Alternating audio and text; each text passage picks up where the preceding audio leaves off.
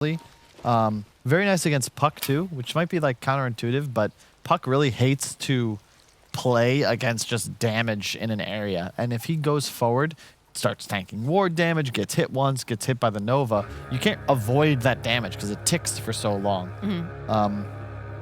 That's why I used to, when it was able to be played as a core, I love playing Warlock against Puck for the same reason. You just Fatal Bonds him and giggle because you can't do anything. Just imagining you playing the game and just hearing the tee-hee-hee coming out of Kyle here. With Warlock? You said you giggle. Yeah, you giggle. You giggle. Oh, I don't giggle like that. It's like I can't imagine you. Fog I have a much likes to more- sing that song when he's playing Bounty Hunter, right? He has a little quip that he does. Does he? Yeah, he does. He said it on one of our casts. I haven't played with Fogged in a while. Yeah, he always dodges our matches. And coming to Sweden. Yes, that was totally on purpose. He was like, "Oh, Kyle's gonna be there." Well, Never I mean, mind. you know what it is like when I took my flight, right? I made an effort to be well dressed. I brought a nice business bag. I looked the part. Fogged says that he deliberately didn't shower, wore sweatpants and a torn up hoodie. And what do you know? They took a second look at it. This He is didn't shave either. I feel like if this was like a Twitter post, there would be the disclaimer right underneath Kyle's thing saying that this is not true. This is all speculative. But it's middle lane. You know, you got Exantix on the Puck here. I'm sorry, I just Kyle, please. take it Xantix. It'll help elevate your Dota team to new heights. Side effects could be unintentional feeding, walking down the mid lane, and speaking with a Cockney accent. Try Exantix on your team today. Thanks, Kyle. No problem. Nice It's a little friendly PSA. Yeah. Yep. Anyways, though, what I was going to mention is the fact that, you know, Puck, of course, having a really nice base attack damage, and then facing off of Mambos here, are going to be able to... Oh, all right. Well, Bird is down in the bottom lane. Already icing over. So that's a pretty Yeah, nice start this- for the Crystal Maiden. But poor Chrysalis is just getting poked away at, and that's exactly what we said needs to happen, right? Yep. Yeah, this is an impossible lane for Ursa. I'm actually surprised that they put him top. I expected they would dodge and try to match him up against Jug, but this is the other thing about this dual lane only meta. In the past, Veno off lane, you have no method of gaining creep. Like, it's Veno Rasta. You just put 3 heroes here, right? If this is a Tusk and a Phoenix with any hero, you're just gonna kill them over and over, and you're gonna get free farm on your Ursa. But when it's a 2-on-2 lane, this 2 range, albeit squishy with low base damage, you just smack Ursa in the face until he has to heal, as we just witnessed. Yeah, I mean, I don't know how they could aggro into a Juggernaut because they've got the Grimstroke combination. Well, no, you aggro safe into the against the Veno, or you just swap the Ursa to bottom at the start. That's what I mean. And I don't super love the idea of Phoenix being in a tri lane ever. Me neither. But I think sometimes you got to. I actually think he's also better in tri lanes than people give him credit for. Okay. Just consider that the spirits have nice damage, and you you can't attack. So Phoenix just hits 2 heroes in the enemy tri lane with it, and you're good to go. Yeah. Doesn't everyone just run into Phoenix at level 1 immediately because he has no escape mechanism and armor? Rasta though, like what are you gonna Yeah. do? Just like spin on it? Oh, ATF. Well, the root in place with that Frostbite. A little bit of that Fairy Fire going to be able to keep him alive. And the Icarus dive came out from Alex, of course, to try to slow them down just a little bit. This is a very tough game for the Ursa. That is the big concern right now for Creepwave. He is not really able to play Dota. Are you surprised that they didn't try to dodge at all and try to move him around? Yeah. But at this point, it's too late. But yeah, as you can see, he's just getting clicked. Oh, That's the nice strat. Gale. Oof. Muff gonna open up with those shackles. Not gonna be able to hold him for just too long, but Fishman takes a decent chunk of harass I there, love for the build sure. too. Look how fast Mambos is. Not this ward build. Just get at least the 2 points in the Gale. They have CM aura as well, so you're just gonna spam. And yeah, this is unplayable top lane. You're gonna need a rotation from the Puck. That is the benefit. Puck at 6 just comes top. You get both kills, no problem. And it's tough for the Hippomaniacs lineup to counter gank. Be Bloodseeker TP is like your only real threat. Particularly since we're going a no wards build from the Venomancer so far, so it's not even like he's going to have the wards preemptively in place to catch the Puck as he's rotating over. Ooh, and that's a dead Crystal Maiden in the bottom lane. It's okay. That's a reset. That's what I always like to say when I'm playing 5 and die. Reset. You come back with full mana, you can bring your core some of their items too if you want, a little bit faster. Or they're going to need that for Crystallis because his courier just got taken out. This is a tough lane, like we keep saying. Oh, Nothing seems to be going right. He's lost his courier now, which is pretty important because he's going to need that regen. See, man, I always think about Arteezy stream for some reason. But talk about sad boys. This Ursa's game is just like, I can't even imagine. Don't tell anyone in NA about this. What? Venomancer? Venomancer offline, yeah. They'll be very upset. What? Not sure. I guess Fishman was hoping to keep I up feel away. like NA is one of the most prolific Venomancer. Yeah, I know. we were doing the Viper off lane a whole bunch last patch. Bottom lane, a little bit of harass here. Still has the Icarus dive, though. Should be absolutely fine as long as he doesn't tick too low and they throw down the Frostbite. That last hit from the Crystal Maiden hit him right as his Tranquil Boots got to him. Oof. That's so annoying. You just straight up lose like 100 HP because of that. Because you're waiting another 13 seconds for your Tranquil Boots to come up. Man, look at the way that Fishman's forced to play here. He keeps throwing the Inkswell down on himself and just trying to get in the way of Muff because he knows that Muff's going to be running after him. They don't have any other lockdown. No, One more not hit, like though. this fish, they man. have enough damage. Souffled. But Azantix is going to be able to go grab himself that rune down here once the Rupture wears off. The thing is, I don't like the skill build on Grimstroke. If you're gonna play Dota in this lane, like you just max Q, at least push the wave for your boy.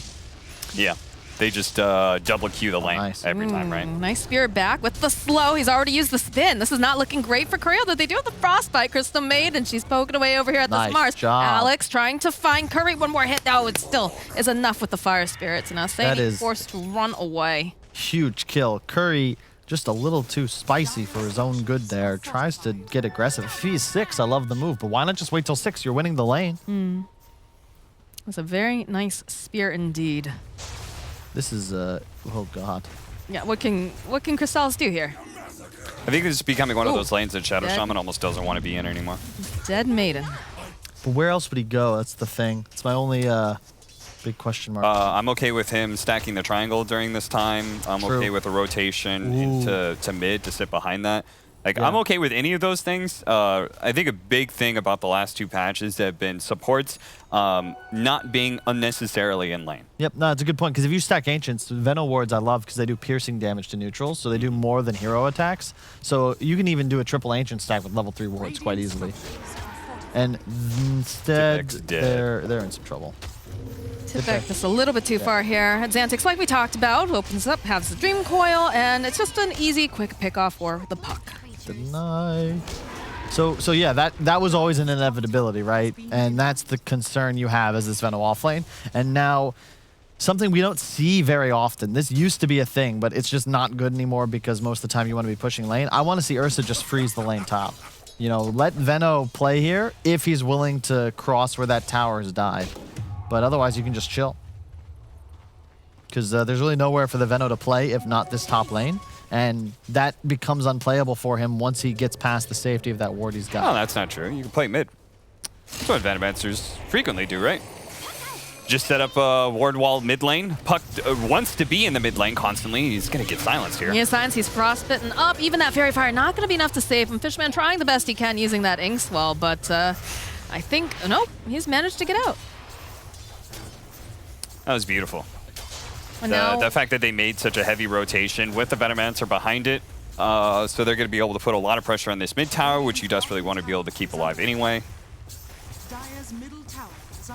It's definitely annoying when you have a Veno setting up, especially for this mid tower, which is so incredibly valuable. Yep.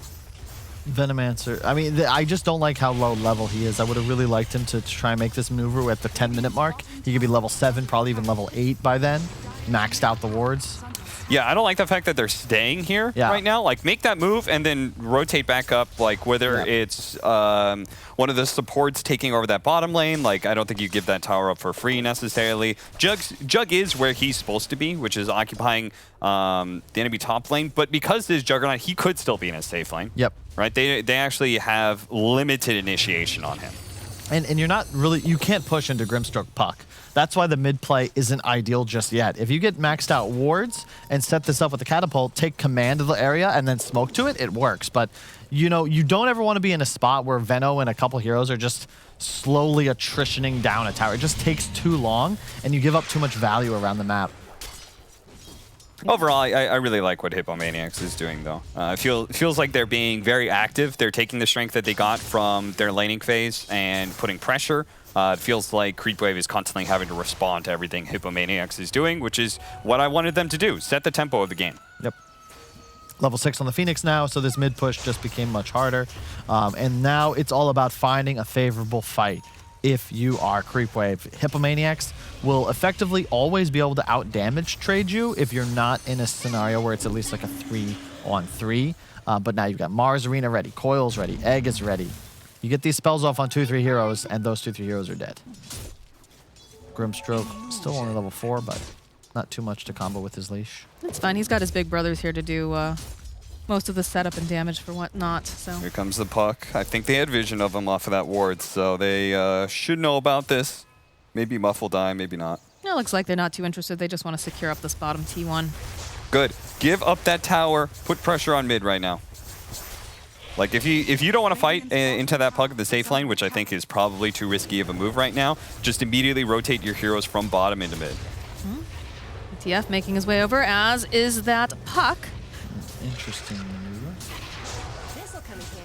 Now you've just forced like a mass TP rotation into mid. That makes your top lane feel very safe. People can start returning back to this bottom lane if they want to collect the wave as it hits the tier 2. What items are we looking at this? Okay, so he's going to go Maelstrom on Jug. So the only thing that concerns me again for Hippos is that, yeah, the Ursa's game it has been ruined, but he's just all inning for progression. He's rushing Battle Fury, and uh-oh. Ooh, that's a lot of ultimates all low ones here, but it pays off. They get the kill on Mumbo.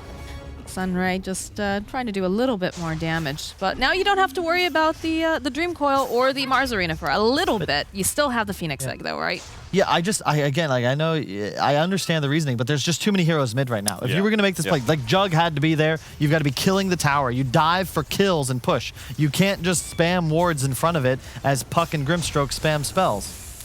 All right, well, they've got the Serpent Wards now, so they can finally kind of do... Like, if this had just been stalled, this whole idea of what they were doing mid, until they actually had Serpent Wards, then it would feel like a cleaner game. And I think some of their cores would be more farmed, because somebody's farming the triangle instead of hovering around mid lane, right? Like, the Bloodseeker, when he gets caught, could be in the triangle farming up, while Venomancer's just chilling mid. But the thing is, Venomancer has ruined his game now. Look at the net worth. All of a sudden, Veno and Ursa are tied. That was an utterly dominant top lane, but Veno has spent the last 5.5 minutes slowly whittling down mid tower. He's also buying a pipe, whereas the Ursa's rushing Battle Fury. So you're not investing in net worth. Like that huge catch-up, that is straight up just because of where they've been farming. And I don't like when if you buy a Midas on the Veno first, I'm okay with this defensive item rush. But my big concern is that, you know, you're this huge source of damage for your team. Now your level progression is limited. You're very much like you need levels to deal damage, not necessarily gold. And Ursa's got a level and a half on him now. I'll agree with that. I think the execution, the idea is right, but the execution could have just been better. Well, no, instead of operating in the mid lane so far forward, chipping away at the tower, he could just be keeping the mid lane pushed in and farming neutrals as well. Oh, we have a lot of damage coming out for the Grimstroke, so he is going to fall, but you can see the rest of the team is coming in hot. Open up with the Dream Coil, managed to grab 2 with that Arena here. We'll go, they'll snap. Nice play as Sandy's trying to let it go over in the corner, but Mambos, again, he is going to go down. The shackles are out over here on the puck, but Cristal says, that's great of you to just hold still for me. Turns back around, and Xantix is going to be able to disappear.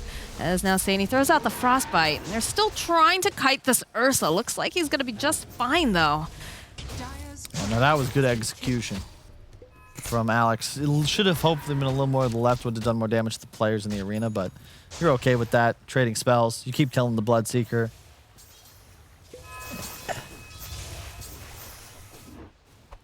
Yeah, so far so good. Curry, I just don't know if he can afford to play this passive. Again, if he'd gone for some sort of hyper scaling build, you know, I've seen Miracle go like Mask of Madness into Battle Fury. I would have loved that. But just a Maelstrom concerns me, because I just don't know if it's going to get him far enough ahead. Even is not enough for Hippomaniacs. They need a lead. Well, they're starting to get a lead in terms of just, you know, the towers that they've been taking. They've been very active about that. But Smoke over here will be able to go find Muff. Silence immediately coming out, and that should be a very dead Shadow Shaman. Oh, and they managed to find the Crystal Maiden too, so this is going to be a double support kill, it's looking like. Sunray coming out from Phoenix, and its Antics will get yet another kill. So this is typically why you don't see too many teams try and push the enemy off lane tower. Because you are pretty much kind of in a dead end, and it's very easy for the enemy team to just kind of cut into the jungle and collect whatever kills are there. The only way out in that situation is TPing. There's no way to like run back through lane. It's just a little bit too far, which is why typically people would be playing in the enemy jungle. That was just more of a result of circumstances of where that team fight previously was, and they said, okay, we've got Serpent Wards, let's try and take this offlane tier 1 tower just because we're here. I just would like to see them playing, like, if they've already taken this mid tower, play for mid, play in that top lane, and then maybe you can get some wards occasionally in the triangle just to kind of see what's there with the Serpent Wards from the Venomancer. But I feel like they would have a better time just playing up this top side. Uh-oh, Mambo's the hop forward with the Ink Swell. Able to stun him up and take him down. This poor Bloodseeker has felt like a non-factor this entire time. How do you make plays? This is the whole trouble we had with the Hippo draft. Like, you can place wards and walk down lanes, but meanwhile, Creepwave are just killing you. And to Cap's point, the other reason is that when you go to the enemy safe, your own safe lane to push, the enemy team wants to kill you because that's the value area of the map for them. They want to take your jungle. So they can just invade, place wards for free, collect a couple of kills, and you're very happy with that. Nice deny. Senny with the last one. Crystals needs to be careful, though. There are 3 people hot on his trail. Fishman's here, though. Going to try to keep him alive a little bit longer. Things will have a little boost. Zantic jumps in. Just back off, forcing out the spin from the Jug. We got a pipe on Veno. We do indeed. I think you literally hold a ward line. If we go down to like where those steps are, you hold a ward line from like that area into mid. It's basically how you make sure that the enemy team no longer feels comfortable. Mid lane's constantly going to be pushed in because of some of your wards are there, and they can't invade into their own jungle because that's the most common area to go through. I do like the really fast push to tier 2. Like, this general rotation is great. I think it's kind of what I would have liked to see them do earlier. This is fantastic. They did it with the Siege Wagon push. They're going to get the outpost, and they still have plenty to defend mid. Yep. This is big too. Phoenix really wants his level 12. And they're going to deny the outpost from 3 minutes till it pops. Got a big smoke coming out here from the Hippos. They're hoping to wrap around on them, catch them by surprise. They'll be able to maybe catch this puck. Immediately, though, do they have the detection? He's silenced up. Yes, they do. They drop the sentry, but they don't have a way to really hold him in place. Sunray's going to be able to keep him alive just a little bit longer, long enough for him to go up here. The rupture damage. Rupture, though, coming through. Mambos is more than happy to take that kill. Icarus dive comes out from the Phoenix. Fishman says, I am out of here. Teleports out immediately after losing the puck. Yeah, nice move. You only lose the one. It could have been much worse. And note, can we swap back to levels real quick? Because net worth is a little deceiving. This is the big concern you have. The Ursa is level 13 and scaling. Venomancer level 10. 14 now on the Ursa. It all comes back to how much time was spent middle. The advantage was utilized to slowly gain, whereas Crystallis gambled, bet big on the item progression, and now it's paying off. So, yeah, you're still in this Hippomaniacs, but you need to accelerate the state of play. You have a pipe. Every minute that you don't take a fight, that pipe becomes a worse and worse investment for your offlane Veno. And, ow. Down goes the Veno. There's a lot of physical damage threat as well. It's very odd to me that the pipe was rushed. But I'm also a stickler for itemization, specifically on these weirder heroes like Veno, where effectively you can do anything. You know, we've seen Ags, we've seen Blink, Veil, Mech, Atos. Like, I'm pretty sure you could buy anything you want on Veno and and find a reason for it. Okay, so what did you want? Anything that was offensive. A pipe wouldn't have been bad. Or sorry, a Veil. I just think Mech is a better item than pipe in many situations. And the mana boots are quite nice just to increase your ward spam. But in this game, you could have gone for a Veil. It's not a terrible Atos game. They smoked right underneath that ward. That's Drums. bad. Fuels, huh? Yeah, I mean, I would have liked Greaves just because I feel like the Dispel is particularly valuable against the Silence of Puck, and then you've got the Fire Spirits. It would have given you that combination of a little bit more sustain mixed with a heavy armor upgrade later on into the game. I forgot. I gotta remember. One of our experts, BSJ, he is the Ursa expert, and he always says Ursa hates playing against Yules. I wouldn't have minded that either. You don't have anyone building one, which makes this Chrysalis Ursa game like no. Look, Tipic is building one. Okay. But it's too, like, if he has one a little earlier, it's just so much easier. Anytime Ursa pops ult or overpower, you just Yules him up in the air, and that's pretty much his game over. BKB rush after the Sange on Mambo, all right. Not bad. I'm trying to go for this Roche play. They've dedicated the Serpent Wards. Doesn't seem like anyone on Creepwave seems like they are too interested in trying to even interrupt this. So they should be able to get it, but is that going to be enough, you guys? The gold lead. It's gone up to 4K with nothing happening. Phoenix also grabbing himself a Yules. Teleports down to the bottom area, though. They know that the Ursa's there, trying to slow him down just a bit. But there's a lot of damage that was put on that tier 2 during that time. It's just going to be really difficult for them to translate an Aegis into any kind of, like, huge advantage. Nice coil. Dad's opening up with the coil. The Sunray will be able to take down the Shadow Shaman and just spearing right over into the wall. This Bloodseeker is very dead yet again. Yeah, you can't show that many heroes at bottom lane and then play literally on the lowest point of the map. Yep. The river is the lowest point of the map. You can play next to your tier 1 tower, play defensively, lure them in, but your Aegis carry player just showed his TP bottom lane. So Cap, nothing to add to that. It's just inefficient play. I mean, Creepwave, you know, whatever you can say about the draft, the lanes, what have you, they're just playing much better around the map. This is a well-oiled machine, and Hippos just, they kind of look like hippos. I mean, I wouldn't, like, I don't fully agree with that. I like the Hippomaniacs, like, they've had a general good idea of objectives. It's just the execution-wise could be literally, like, 10% better, and they'd be a much better position in this game. Tipac. No chance there. Just, do you see the smiles coming out from Chrysalis during that? Big old smiles. Very happy for that pickoff. They're just not making moves, though, Cap. Like, well, they're not making moves because they don't have the initiation heroes. They're making moves, but their smokes aren't being useful because they don't actually have a strong initiation, which is hard for any, I think, non-tier 1 team to be able to make that look good. Sure, but I've seen No-Tail make Terrorblade look like a ganker by backstabbing a tower to take it. That's what was missing from that mid-push. Like, the whole game changes when it takes you 5 minutes of stagnation to kill one objective. So now, you're in a position as Creepwave, you've let tier 2 top die. You didn't have an outpost control at 20 minutes. You let Aegis go away for free, but it just doesn't matter because, to your point, I suppose, there's no initiation. So they find an opening. Oh, you TP bottom? All right, cool, we just killed 3 heroes.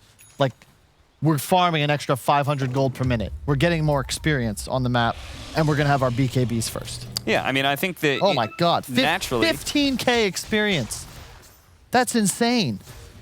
I think naturally, lineups with stuns and initiations are easier to execute, and Hippomaniacs have a lineup that doesn't really give them that clear source of initiation, and I think that is naturally a much harder kind of strategy to make successful in Dota. Yeah, we talked about that during the draft even. We're looking at it and saying, like, you know, even your lockdown that you have coming out, right? First of all, Crystal Maiden's pretty slow, but also the Shadow Shaman, you're very reliant on Shackles a lot of times, but it's a channeled spell, and they just have too much stuff that's going to be running at you that's going to cancel it out, and then before you know it, Ursa, like I said, Ursa just sits there, and he's like, oh, great, you're going to stand still for me and channel those Shackles? Yeah, give me 1 second, I'll be right there. And then just rips his face off. Not sure what these hippos can do. Blank on Ursa now. Goodness. And I was reading a couple people on Twitter were talking about it. It just feels like Dota right now, like if you lose in the draft, like you lose really, really hard, it feels like. Is that just the state of this current meta right now? Like obviously, you know, if you lose in the draft, it's, you know, a normal thing, but it feels like especially punishing lately. Well, I think part of it is no one's ever on a clock anymore. There's so many new items and upgrades added that you don't run out of gold. Or rather, you don't run out of things to shop for.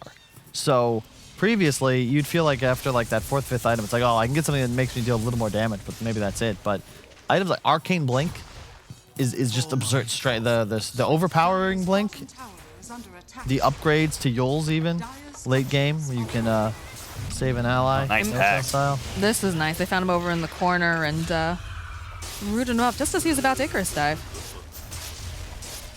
Yeah, I think drafting's always been apparent in Dota. It's just that also nowadays, I think people are just better.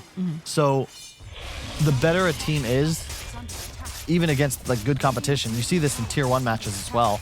You know, if a game is solved, it's like, again, it's chess. So if I play an inferior line and you know how to exploit it, it doesn't matter how good I am as a player. I've played a bad line. Like, you're not going to be able to recover from that. The same way it's very tough to recover from a bad draft if the enemy doesn't make unforced errors of their own. Right. I think it's also like talking about, you know, a solved game. Dota, the economy and map did not change from the last patch to this one. That's right? very true. So, You haven't had an economy in a while. yeah, you can switch up the heroes, but like your general understanding of how to play Dota is the same from the last patch. And the last patch lasted a really long time. Ooh, a very aggressive blink forward here. Tipek is just absolutely blown up. They've got a beautiful blink coil into the arena. Everything is looking so very good for Creepwave as they take down Sandy Mambo. He's got the blink, or rather the BKB. He can't do anything. The egg off on the side. Everything is just so perfect for that team fight. Jug's gonna come back up again, and I have a feeling he's going right back down, although do they have it? No, it doesn't even matter. They don't need a stun. It's a triple kill now for Alex. Yeah, that is, so 2 principles for the fans at home, quite important. Moxie touched on one. Very hard to win a game without stuns. If you talk to Insania, Fly, any of us old Han guys will say the same thing. Pick stuns, don't not pick stuns. And in this case, you see the other principle. If 5 players on both teams run at each other and everyone uses their spells, who wins? In this game, it's Creepwave. Really, really hard. And yeah. God, you feel bad for Mambos because he has that BKB up and he's just like, I don't know what to do. I guess I'll hit the egg. No chance. No chance there, unfortunately, for him. Frostbite. Thrown out here on the Mars, plus the shackles. He's pretty tanky, though. Mambos, though, he's thinking maybe he can do enough, but there's the BKB coming out. And ATF is just bashing them back. He doesn't seem to care too much. He might actually go down. No. Oh, he just barely manages to get out. The stun on the Bloodseeker, then the smash for the lifesteal, and then the TP. What a beast! ATF on the escape. That's a successful raid. Oh my gosh, and they have the Aghanim Scepter now picked up on the puck. This game, 13K net worth lead at 26 minutes in. So now you've got better catch for Juggernaut, so even he doesn't feel very good about any sort of like split pushing. He can never show himself solo in a lane. And yeah, I mean, Bloodseeker BKB, first item, I don't count Sanj. You know, so what, he says. God, look at him. What was the 100-something HP there? Oh, and they find themselves yet another prey, Mambos. Falls yet again.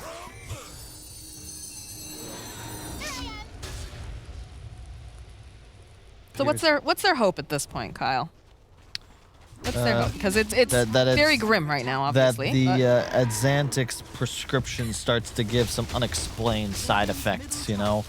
I think we only get 10 minutes of pause time, so a bathroom break that's too extended could lead to some kind of conflict, or I don't think people would necessarily forfeit. You would just share control.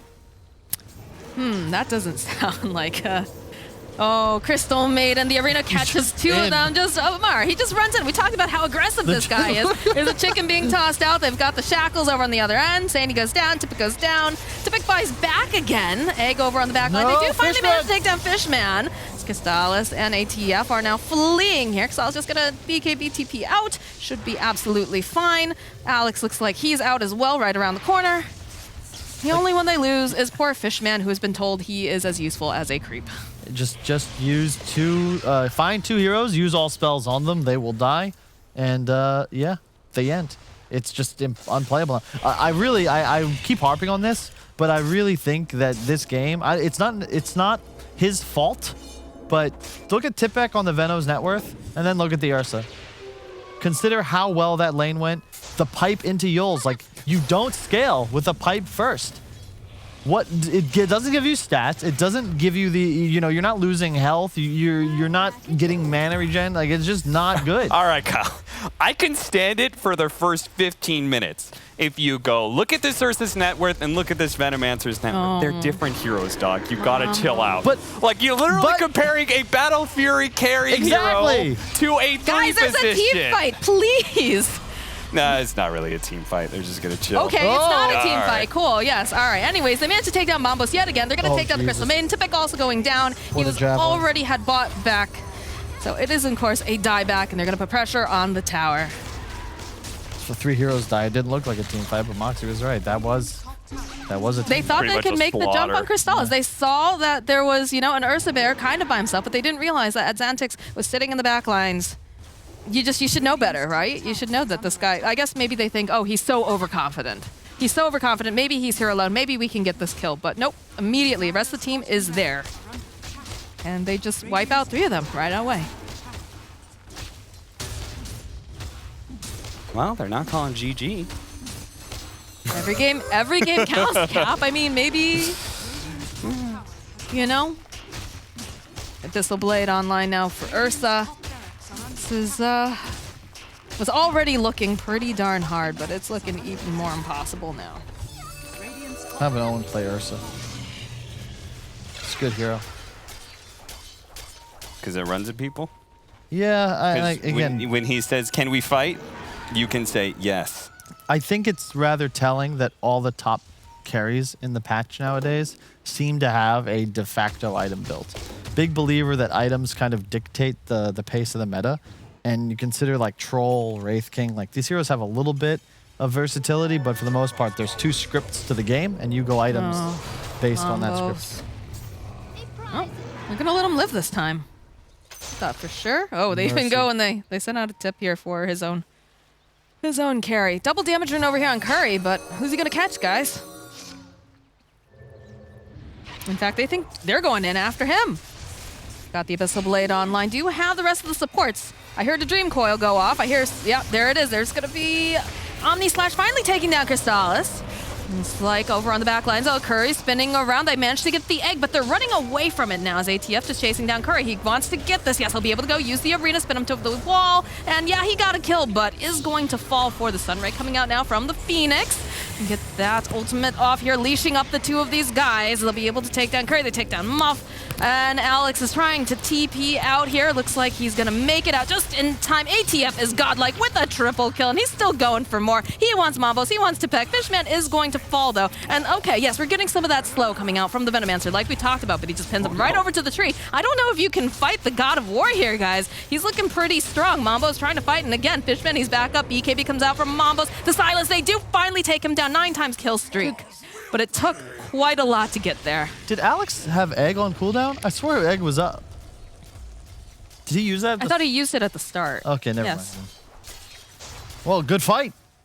That's a 3 for 3. We take those. Fishman and bought back as it's actually a 4 for 3. But Crystallis, I don't think expected to get hexed into full damage Omni Slash. That was the difference maker. You can see. Yeah, there's the egg right at the start. Okay.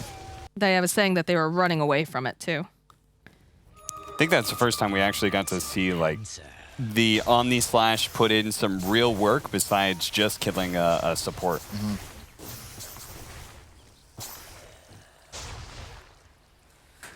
But I mean, I guess somebody has to deal with top lane and still be able to join the team. But there is a if God forbid this Juggernaut somehow doesn't manage to get off his Omni Slash in a team fight, they have literally no damage. You got a Heaven's Halberd, BKB, Bloodseeker, and a Pipe Yule's Venomancer. Mambos is just hoping he can hit enough buttons before he dies at this point. Yeah, I mean, he got a lot of gold from the last fight, so maybe he'll be able to pick up an item that allows him to hit a little bit more. That's the dream for this guy.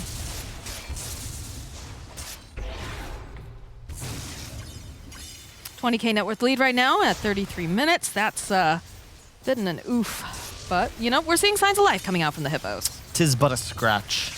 They're still very much in this game. They just need to, well, they can't get Aegis anymore, I suppose. How much is that XP gap? Was that? Yeah, oof. Yeah, it's not 30,000. It is not. Did you know that Mount Everest is exactly 29,000 feet, but the initial mappers didn't think anyone would believe them, so they added an extra 2 feet. So it was listed as 29,002 feet. Because otherwise, you know, people would have just assumed they guessed or rounded up. Why 2 though? Just so it wasn't even, you know? It was 29,000 exactly. You can look it up. I feel like you're like a never-ending does make it Snapple even, cap but yeah. of like facts that could be true or could Well, not be true. Instead of going Or to you college, think that they're true. I just drank a lot of Snapple, so that would make sense. Would you like any more fun facts? I'm sure you're gonna give us some later. Well, let's Hopefully you wait didn't for. go into debt from Snapple drinking like you would have college. Funny enough, it was much cheaper. Lincoln's Place now on that Ursa, trying to keep him alive a little bit more, but you see some more items rolling out. Aeon Disc picked up for the Phoenix, and they've got this nice wall of wards, which is going to make it a bit difficult for them to be able to push in.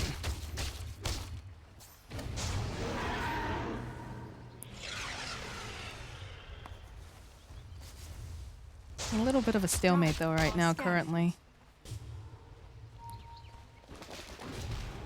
Looks like each one just trying to push in some of these waves, trying to make it so that way the Venomancer can't set up as easily in multiple lanes, but it does feel a little like they're just biding their time, and we do see a smoke coming out from the side of Hippos.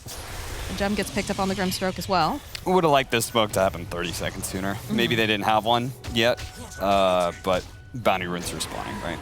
So it's a good opportunity to either get onto your triangle before the enemy pushes up there, because that's the most likely scenario, or for you to push out and get the right side of bounty runes and play in the enemy's triangle. Look how fast this bear's just running at Mombos. Does get hexed up. ATF, though, joining in the fight. BKB is forced, and the Lincolns gets popped. I love the Lincoln's pick up against the Bloodseeker and the Omni. It's just a really easy way to ensure something like we saw at the Ancients doesn't happen to Crystalist again. But I mean, at this point, you can pretty much buy whatever you want. See the focus on Exantic's face there. Yeah. You stole your dad's credit card. You went to the mall. You can do whatever you want if you're Creepwave. Well, they've got a minute and a half to put this Aegis to good use.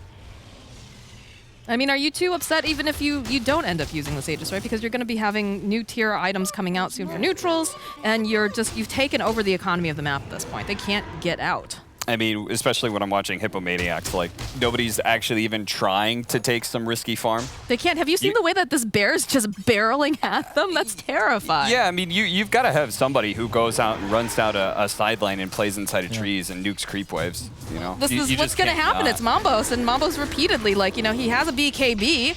Glimmer Cape, is it going to be enough to save him? No, they use the arena, and he just walks into the wall. Nope. No hope. No hope at all. I can barely believe it.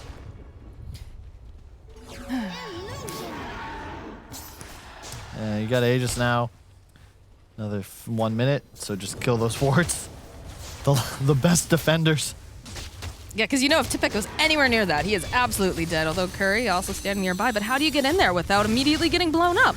Okay, they're going to start off with the spin. I'm not sure what that's hoping to do, because he does get stunned. Jump forward again with the Abyssal. The shackle comes out. He's going right back in. They've got the Glimmer Cape on. It's buying him a little bit more time, but everybody's just being held in place. So they're sitting there in the blood, right? They've got these wards over. ATF goes. He eats the cheese. He's going to be just fine. Sadie's Courier somehow dies during all of that. And they manage to go and pin Curry over to the trees.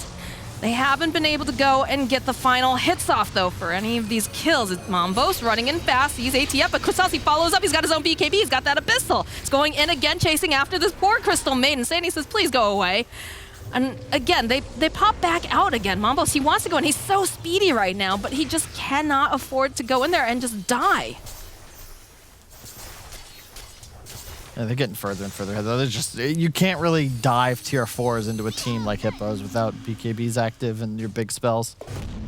We've got new neutral items. Just came out. Ninja Gear, Illusionist Cape, some nice stuff. And I'm sure the Hippos would love to get some of those too, but they cannot get out of this space. Curry just got further outside than they have in the last few minutes, and now the smoke. You got to try something. No egg up. Maybe it's a window here. You know where the Grimstroke is. Who can they find? I don't think you want to try ATF. Maybe Crystallis because he's separated from everyone else, but it seems like his Spidey sense is indeed tingling. They're coming. ATF. Lincoln's popped with that BKB. The blink out. This is not looking for Tepek, although he does have that Yule, so buys a little bit more time over on the other side, though. Crystallis, he's fighting off with a lot of these heroes. Sunray's going to come out, so they don't have to worry about the Venomancer, but this bear is being held into place right now, and he is dead. They do not have the Ursa here, as the rest of the team on the side of Creepwave realizes, okay, maybe we should back out. It's not looking great for this Puck, though, because he does get shackled up. I'm not sure why he was there, maybe trying to help out the Ursa, but that is a door open now for the Hippos. That was the, that's the thing that Creepwave, you know, showing a little bit of their inexperience, because a tier 1 squad, they're going to just take the ye old strategy of standing on the high ground as 5. It's something I learned from Fly way back when, like 2014. He would say in scenarios like this, guys, we won the game. Cut 2 lanes, stay as 5. And we would win the game, because once the game is won, you just have to win it. Yeah, there's like some variations where, okay, you sit on the triangle, you cut top wave and cut mid wave over and over again. They're not going to walk into you. The only play they have is somebody going bottom lane, in which case you can occasionally go for a smoke or send like one hero like your Puck to find that pick off. That is indeed a pickup. They even go and use the Serpent Wards, though, here. Saini on the other side. They'll go use the egg. ATF looking for whoever he can grab as they do leash up these 2 heroes together. Got a Nullifier online, this Crystal Maiden. She's taking a lot of damage, as is Curry. The batch comes out, and Alex is going to get himself a double kill. Muff being very aggressive here, chasing after ATF, but doesn't have any mana to speak of, so is going to be forced back. Nice little snatch here from Fishman. Be able to get the Arcane Rune. Not a great sign to see Hippomaniacs lose a fight 3 versus 5. Yeah, they just devour the arena. I mean, there was no arena for that fight in base, so they couldn't take the big engagement. But it's Mars Phoenix, folks. This is a very strong combination of heroes. And how many level 25s do we have now? Yeah, it's pretty good. 65%. I mean, that's pretty good. That God's Rebuke. Oof. All right, they're just going to walk right into the base. Oh. They know that the Bloodseeker's down. They've got the whole crew, not together, but close enough. Tristles jumps forward, wants to just blow up to Peck, and it's looking pretty darn good as they also go and they drop the Dream Coil. That's going to be a dead Shadow Shaman as well. Venomancer buys a little bit more time. There's all the buybacks as they go right back in, but this arena is just going to keep everybody in place. ATF, you know, he's taking some of the damage, but he's got a BKB. He's just going to go and teleport out. No problem. The Hex comes out, though, over onto Edzantix. Buys himself just a little bit more time. He's going to be able to blink away. It's a couple of these ticks here with the Poison Sting, but should be absolutely fine. This Creepwave just walks out again. 4 buybacks. And there's another smoke. This could be the make it or break it point, guys. That was a full team wipe. And now, I believe Creepwave, they learned their lesson, and they will run the retreat until we can be 5. Then we are 5 and fight. One of the patented maneuvers, I believe, back by, it was either Maniac or Ake in 2009. This is pretty spooky right now. Hippo's hoping they can get any sort of a pick off here, but the rest of the side of Creepwave is grouping up. They know. Yeah, I love it. I love it. Look, they found the strat.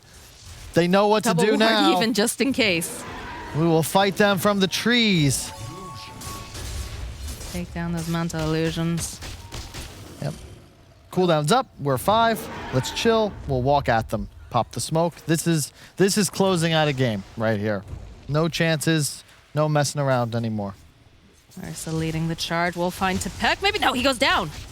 Down. Down. There he is. Going after Mombos again. Mombos is absolutely obliterated. They managed to take down a courier at least, but that is not enough, obviously, for the side of Hippos. And they're still hunting here. ATF, he's hunting. They go over to the high ground. Curry smoked up with that ninja gear, trying to get maybe a good engagement. I don't think that they can necessarily fight in that base, but I don't think they can really fight anywhere else on the map either.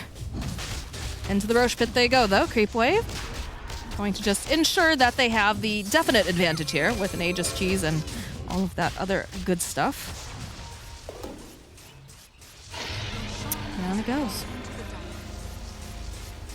Ooh, Swift Blink. Good item.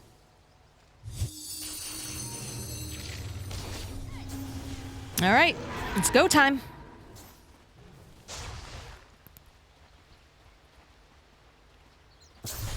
Immediately BK being ATF. All right. He's got the Minotaur horn, rather. You got it, flaunt it. Yeah, you know, why not? Just start making moves on this bottom tower. I'm not sure how they fight this. Jug isn't even in base right now. They're pinging him. Like, Yeah. hey guys, let's just kill the base. I think they're okay. I mean, if you give up megas, I'm not sure what the comeback mechanic will be, but that appears to be the strategy. I guess. Well, love the warding from Fishman. they probably have a better chance against Megas and having the Bloodseeker alive than a 4 versus 5 without Bloodseeker, so they certainly, Hippomaniacs does not say die. Give him that much. Perhaps they're going to try to make one final push as 5. Give it their best shot immediately, though. ATF, they've got them bound together as well. That is going to be a very dead muff. And over on the other side, looks like the bear was looking to maybe get the jump on someone. Is going to get disarmed. Is going to have to hop himself away. Focus now over on the towers. Not sure why they're backing so very much here as Curry comes forward, gets a bash off immediately over onto the Marth. Follow up, though, from Xantix. Gets another Dream Coil, and those BKBs don't do anything. Look at the damage coming out from Crystallis, though. He's just cleaving them all, but he's taking a lot of damage himself. That's going to be the Aegis getting popped. So they managed to kill the bear once, but I don't think they can kill him a second time, guys. That goes, uses his Poison Nova. The ATF, he does manage to spear the Jug over into the side. That's so much damage coming out, though. Again, though, they'll be able to go throw up the bear into the air, but this is looking like a very, very dead Mambos, and I'm not sure if they're going to go climbing into that well after them, but it seems like they really can't leave it. Xantix is just spending a little bit of time in here as well. So they go, they get the kill on Tipic, and the GG does get dropped as Creepwave win game number 1 in convincing fashion.